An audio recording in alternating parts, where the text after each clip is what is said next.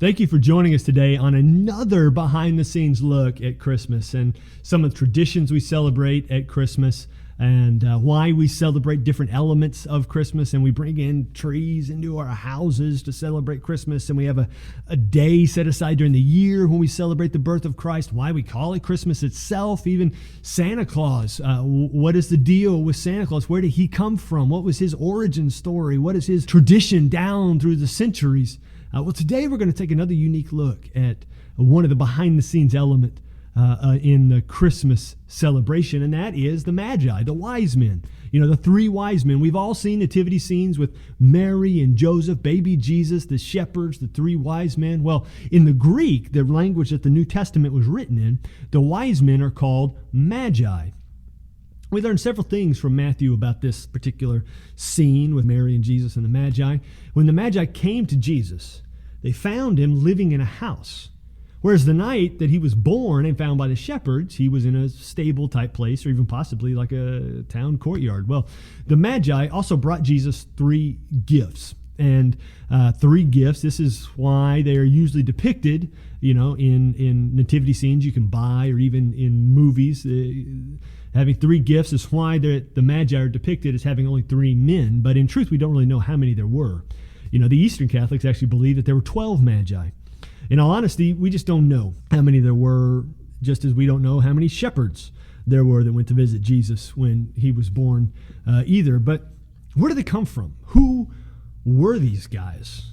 In the Old Testament, we have a reference to them. Daniel, in the Old Testament prophet, Daniel, he was given the title of Chief Magi in Daniel 2, verse 48. He was also given a specific prophecy about the anointed one and the specific time of his coming from the angel Gabriel in Daniel chapter 9, verses 24 through 27. And so Daniel, being called the chief Magi, given a prophecy about the coming anointed one, the Son of God. Some actually believe that the Magi who visited Jesus were descended in the tradition, in the school of Magi, from those who sat under the teaching of Daniel, the chief Magi. In all those years, they'd been looking for the signs of the Messiah. Hundreds of years, they were looking for the signs of the Messiah. They saw the signs, they read the signs, they went to see Jesus, they saw him, they celebrated him, they worshiped him, and then they returned to tell their fellow Magi what they had discovered.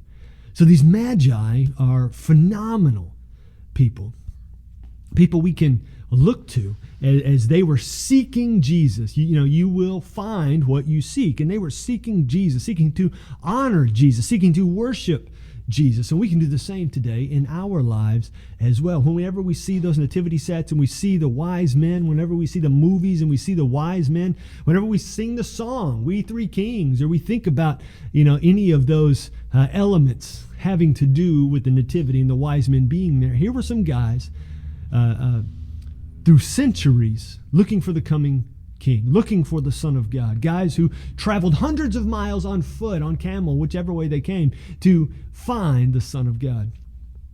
And so, let's look to that. Let's emulate that and seek Jesus everywhere we can. Thank you for joining us today again on another behind-the-scenes look at Christmas. Make sure you hit subscribe and hit the like button, smash it if you want to, and share this video, and join us in the next one as we take one last look at one more element that has to do with the celebration of Christmas.